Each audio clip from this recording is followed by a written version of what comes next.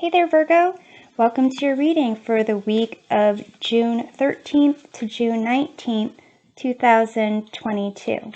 This is a general reading, so take whatever resonates and leave behind for others what does not. To dive deeper into what the week holds for you, check out readings for your sun, moon, and rising signs. On June 13th, Mercury, which rules messages and the mind, and is also your ruling planet, Virgo, it enters the other home sign of Gemini. On June 14th, there is a strawberry supermoon in Sagittarius, which inspires adventures, expansion of the mind, and seeing what's right for the picking. So this reading explores those themes. In this first column, we get a message from the collective unconscious. You have Watchers, transpersonal. You have Ace of Coins, Queen of Cups, and Ace of Swords. In this middle column, we get a message from your higher self. Owl spirit, you see clearly now. You have 4 of Coins, 8 of Wands, 5 of Wands, and in this third column, we find out where your truth is leading you. You have this Conjunction Alliance card. You have the Sun, the King of Swords, and Knight of Coins. So here with this Watchers transpersonal card, you can see, perhaps you can't see, that at the top there's something that's like kind of like translucent, sort of looks like crystals, sort of looks like angels, kind of looks like someone or something bending over itself, like possibly a lizard. And then you can see, maybe you can see at the very top, that stone kind of looks like a lion to some degree. So this is a card of kind of just observing and really taking a step back, just pausing a bit and just observing what is going on around you, what the universe might be telling you, and just kind of break free from certain routines that you might be doing, day-to-day, daily grind, things like that, and just kind of be in existence.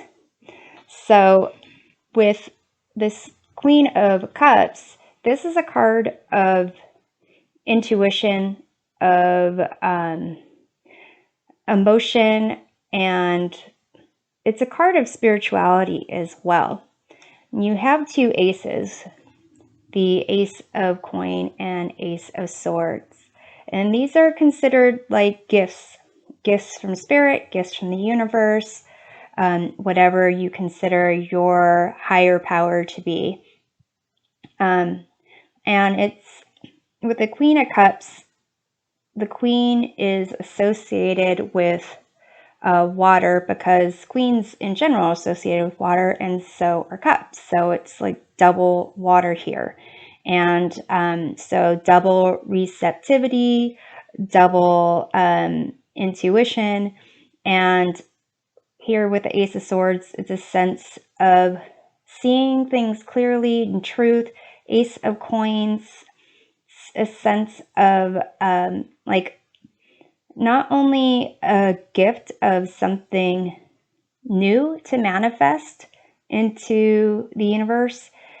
Ace of Coin is also considered a sense of prosperity, and also if you consider you just being a spiritual being having a human experience, then your body in which you have that experience is a gift as well. So let's take a look at this Queen of Cups. You have the Seven of Cups. And this is a card of imagination and fantasy. And here it's almost an invitation just to see what comes up when you take a moment to see what's around you. Like what fills those cups? Is it a spiritual connection? Is it something of material value? Is it recognition from your peers? Just kind of see what really comes up when you take some time to connect with the universe, your emotions, your intuition, and just see what kind of unfolds for you. Let's see what's going on with the Ace of Coins. This is the Five of Swords, and this is a card of false victories and winning at all costs, not knowing when to walk away from a situation. So here, perhaps something in your past is really leading up to this call for you to just pause and observe and see what the universe tells you, see what spirit tells you about the way that you problem solve, the way that you deal with conflict or instability. Let's take a look at the Ace of Swords here. You have the Judgment card. And this is another card that kind of calls for a moment of peace, reflection, and honest reflection to look at decisions from the past, choices you made, actions, things you said, things you didn't say, and recognize your contribution to where you are as a result of those, and acknowledge those things. Let them pretty much just accept those things, acknowledge, accept, and then really just let it go so that you're not carrying with you any unnecessary baggage for the future. And then we come to this message from your higher self. You see clearly now. And here it looks like this Ace of Swords, this Judgment situation is really key to helping you see clearly. And with this Owl card, owls are cards, not just cards, owls in general, they represent a sense of wisdom, a sense of having a broad view of things, being able to also rise above, see things that others might not see, and really, when need be, kind of take the high road.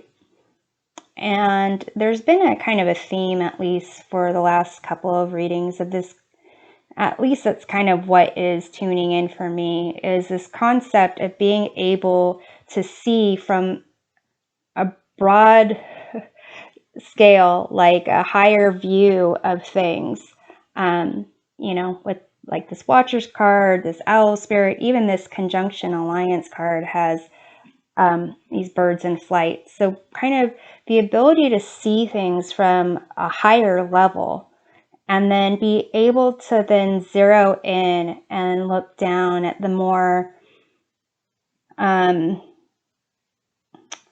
minute details the nuances, and just having that ability and the wisdom coming from the owl is the ability to take that information and work together, see what's missing, see what is what needs to be highlighted, what needs to be downplayed, things along those lines. That's the kind of the sense that I'm getting from that. So here, another card that indicates an overhead view of things and birds in flight is this Eight of Wands. Eight of Wands is typically a card of progress, moving forward, quick messages coming through. But in this sense, I also see it as really having a clear path, a sense of clarity, a sense of seeing over things, because you're not, in the Eight of Wands, there's not depicted the actual target point. This is the advancement. There's the ability, if need be, to change course, to, see better things of doing things, a better route. And so here, these wands are just in unison and aligned and having a vantage point of seeing clearly. So here, with the Five of Wands, it's another card of instability, conflict, chaos. And this kind of, this conflict is kind of minor growing pains. This is usually a source of a lot of just annoying conflicts, and partly it has to do with each individual having their own desire, their own wants, needs, inspirations, goals, and possibly not realizing it themselves, maybe not having a sense of being able to communicate it with other people, and start, butting heads. With the Four of Coins, this is a card of security and a sense of a stable foundation. So what you get in the fours with foundation, the fives, you get the instability. So here, if you look at the high overview of things, the broad view of things, and then you kind of pinpoint like the little factors. What's important for you? Is it important to be right? Is it important to pursue what you want to do over what other people want to do? Keep in mind that there's this Five of Swords, and this is like a winning at all costs, not knowing when to walk away from a lose-lose situation. So it could be, a sense of how do you deal with that, like an honest reflection of how do you deal with uncertainty, and uncertainty when there are other people who have a sense of certainty, or they seem to have a sense of certainty that they want. Let's take a look at the Eight of Wands here.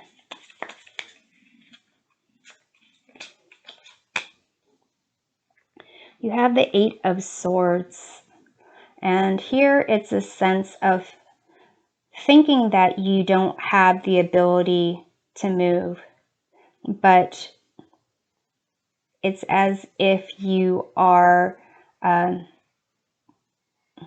projecting certain power and dominance onto other people. Kind of they are preventing you from doing something. they are kind of restricting you. And this is a way of thinking that's a limiting beliefs at play. Similarly to this Five of Swords in the limiting belief, to think that there needs to be a winner, that there needs to be someone who is right and someone who's wrong, someone who wins and someone who loses, those types of ideas. Let's take a look at the Five of Wands. You have the Ten of Cups. And Ten of Cups typically is seen as like that happy family, happy ever after, joy, joy, happy, happy, but that's not real life. The Ten of Cups is more about how you deal with the different emotions. The different emotions in the rainbow, under the rainbow, in each cup. The happy, the sad, the worried, the lonely, the excited, all those kind of emotions. And how do you deal with those emotions with others that you want to have in your life or others in your community? And then being able to experience, recognize those emotions, and then know your ability to get back to your center, to get back to your truth. So let's see what's going on with the Four of Coins. You have Two of Pentacles. And this is the ability to negotiate your environment, negotiate around your environment, to negotiate different priorities, different facts, and to also really be able to balance fun and responsibility and really kind of get into a flow, to get into your own flow. And it's a sense of, with the Four of Coins here, it's a sense of being in the flow of life as opposed to being boxed in here and being structured in a certain way. And if you look at the traditional Four of Pentacles, the individual is pretty much wound around a pentacle, covering its torso. It's got a pentacle on its head, and it's got a pentacle under each foot. And it's a sense of really needing those pentacles to protect, and even to acknowledge the existence of that individual. And it's almost like a block boxed in. It's like stuck. And with the Two of Pentacles, the traditional Two of Pentacles is it's like someone with a really tall hat, like a jester, kind of like this tall head thing here. Kind of indicates that the individual is smart, intelligent, and they're on a stage, and in the background there's boats on these waves, and they're kind of trying to get their footing with these Two Pentacles. And they look like they are kind of stretching out the pentacles in this infinity symbol. And there's a question, or like, they're juggling, is it fun, are they about to drop something? But to some degree they're in the flow. They are managing their way through the pentacles, through the material world, with back and forth and flow as opposed to being blocked in. So to some degree, this kind of indicates this need to observe from a higher place, and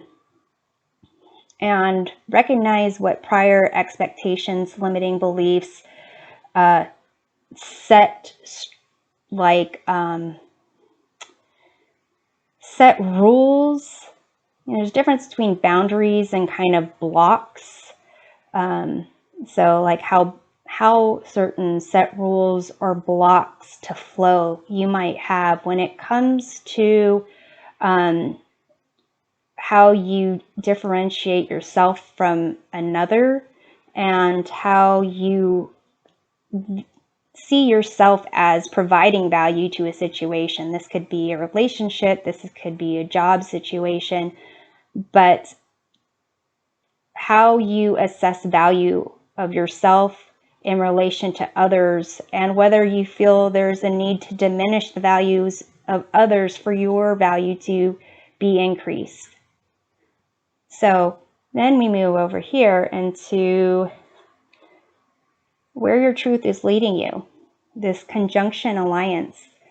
This is a card of cooperation. This is a card of really different, well, these are usually in conjunctions, usually to talk about planets, but planets that have specific characteristics or traits, and certain being in certain position where other planets can amplify the kind of the characteristics of the planets that they are conjunct with. And so here you have this Sun card, and Sun is the center of the solar system.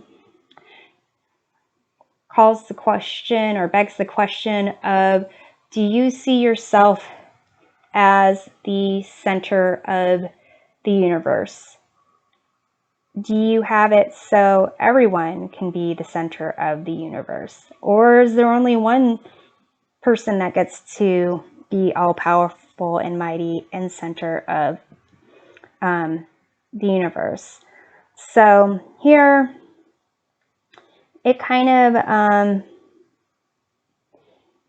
it's also considered like a dance between the planets as well, kind of like the two of Pentacles, and it's almost as if they take on more energy from the Sun, and so their particular characteristics are amplified here. So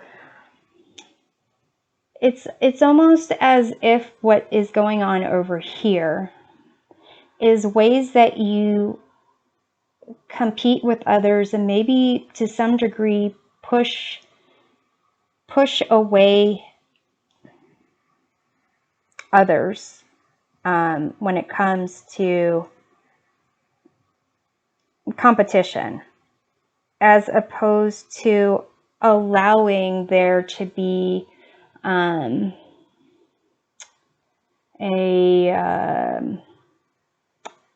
thinking the word contribution, but that's not the right word that I'm thinking of. And it's not compromise. It's probably conjunction that I'm thinking. But allowing others to really help complement you, and you to complement them in certain abilities. With the King of Swords is really, this is almost what I was thinking about in terms of being blocked in and really having a certain way things need to be.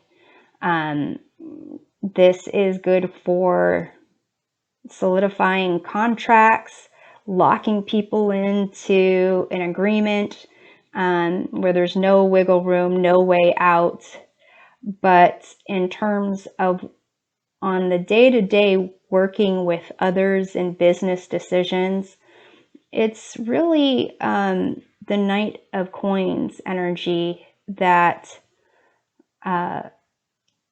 is more, what's the word I'm thinking of? Advantageous of the two. In the sense that the Knight of Coins is hardworking, they care about responsibility, they're willing to take on their own responsibility, but they also will work with others. Definitely the Knight of Coins has their idea of what they want to accomplish. They really enjoy making each step along the way to create their vision. But that doesn't mean they will just allow others to come in and, you know, take over. They do the hard work, but if, you know, they would expect you to also do the hard work if you are working together. It's more the boundaries as opposed to like blocking in. So let's take a look at the Sun over here. You have the Two of Swords, and this is a card of being like a stalemate. This Two of Swords, it's considered the astrological association. It's the moon in Libra. The moon is a lack of clarity. Libra is a sense of balance. So here with the Sun, it's this illumination of the moon is entirely based on the Sun. And this is about, you know, clarity and making those decisions. But when there's a sense of needing to do everything, needing to have that control, needing to be seen in a certain way, then there's certain situations, if you need those things, then it's in a sense not having clarity. It's a sense not allowing for changes and transformations. It is in a way being kind of stuck. So let's take a look at the King of Swords here. You have the Seven of Swords, and this is a card of liar, stealer, cheater, imposter syndrome, and basically approaching a problem in a way that's not trustworthy, not responsible, and not transparent. So, you know, this it's almost as if this conjunction card so far is shining a light on what the overcompensation is. If you are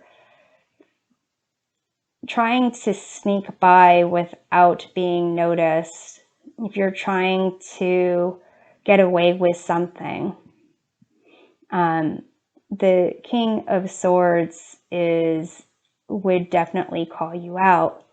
But if you are stuck in a certain view of things, if you are stuck in a certain way of seeing things, you might not even notice this. With the Two of Swords here, you're going to want there to be some light, and you're going to want to be some illumination. But if you are stuck in doing things the same way that you've always done things, then there's no room for intellectual illumination. So let's see what's up with that Knight of Coins. You have this Six of Swords. And I think it's interesting here. You have these all these swords down here. You've got the 2, the 5, the 7, 6, 8. And so it seems like there is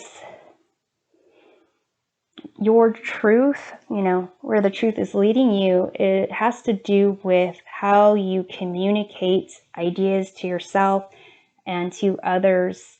And with this Knight of Coins, doing the responsible thing, doing the thing that is, I guess, it's not only responsible, it is something that you are proud of. It's going to take some type of healing and recognition that there's a transition going on. It could be this 5 of Swords transition over here, this 5 of Swords situation. If there's some situation where there was a need to be right, a need, you know, to like cut everyone down so that you would stand above, it's almost as if this is a way of, you know, Spirit to kind of have you reconsider the way that you think about things, the way that you communicate thoughts, the way that you communicate to yourself about solving a problem, and letting you see that there are that the way that you're doing things is a self-limiting way of doing things. And here, perhaps a certain fixed idea on how to approach a challenge or how to come out on top needs to be reassessed and healed, and maybe admitting that there is a transition going on, that you're not firmly rooted on one particular place or another, and that you're still trying to figure things out. And this usually requires assistance. And the 6 of Swords, there's typically there's a parent figure in the boat, a child figure in the boat, and the ferryman helping along the way with this transition. This is usually not necessarily a transition that is a joyous occasion. It's a need to change because the way that life was before was just too turbulent, and that there is a smoother, calmer road ahead. But in terms of that destination, that endpoint destination, it's still being figured out. But there are, it'll require needing a new way of seeing things, a new way of operating around the environment, new connections with people, and kind of allowing for that vulnerability, a need to ask for assistance, to find that, you know, balance and harmony in your life.